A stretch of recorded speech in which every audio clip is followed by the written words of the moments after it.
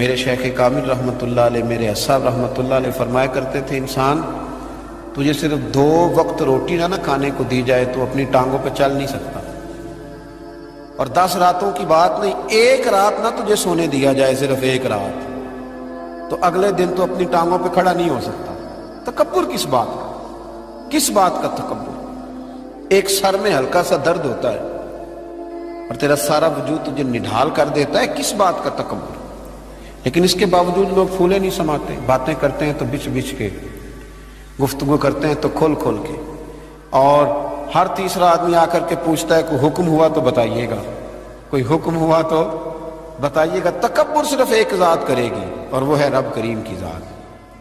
کیونکہ وہ سب سے بڑا ہے، وہ اللہ اکبر ہے، وہ اللہ اکبر ہے۔ محدثین ایک بڑی خوبصورت بات لکھتے ہیں اس عنوان پر، وہ کہتے ہیں کہ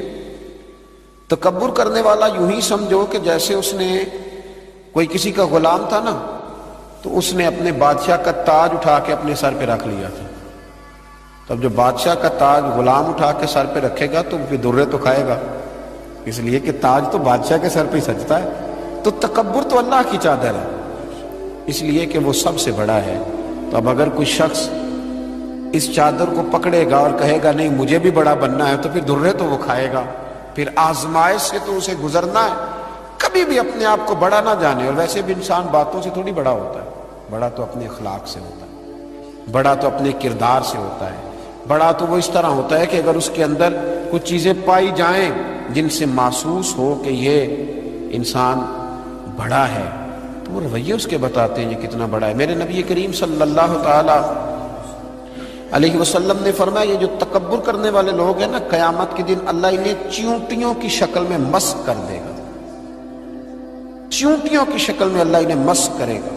اور فرمایا اللہ تعالیٰ کو یہ اترا کے چلنے والے، تکبر کرنے والے لوگ پسند نہیں آتے، بھاتے نہیں رب کریم، یہ جو اس انداز میں چلتے ہیں یہ اللہ کو بھاتے نہیں، عاجزی انکساری۔ اور میرے نبی کریم علیہ السلام نے 2 جملوں میں بات بڑے انداز میں سمجھائی، فرمایا تو اللہ کی رضا کے لیے جھک جا، اللہ تجھے عزتیں عطا فرما دے گا۔ تو رب کریم کی رضا کے لیے جھک جا، اللہ تجھے عزتیں عطا کرے گا۔ مختلف لوگوں کو نا مختلف قسم کا بخار ہوتا ہے، کچھ لوگوں کو حسب و نسب کا بہت بخار ہوتا ہے، بہت بڑا بخار ہوتا ہے کہ میں فلاں قبیلے سے ہوں، میں فلاں قبیلے سے ہوں۔ میرے رب کریم نے وضاحت کر دی، فرمایا ان اکرمکم عند اللہ اتقاکم، اگر تو اللہ کی نظر میں عزت لینا چاہتا ہے تو پھر تجھے متقی پرہیزگار بننا پڑے گا۔ باقی تو سب حضرت آدم کی اولاد ہے، سب حضرت آدم کی اولاد، سب۔ اعلیٰ حضرت فاضل بریلوی رحمۃ اللہ تعالیٰ علیہ تشریف فرماتے تو حجام آیا ہوا تھا حجامت کرنے کے لیے، وہ اعلیٰ حضرت رحمۃ اللہ علیہ کا خط بنا رہا تھا، بال تراش رہا تھا، مونچھیں تراش رہا تھا، تو ایک بہت نواب بھی کبھی کبھی ملنے آیا کرتے، تو وہ حجام صاحب ابھی بیٹھے تھے چارپائی پہ، تو وہ صاحب آ گئے جو کبھی کبھی آیا کرتے تھے، بڑے سیٹھ تھے، تو سرکار اعلیٰ حضرت نے فرمایا کہ میاں بیٹھ جاؤ آپ بھی،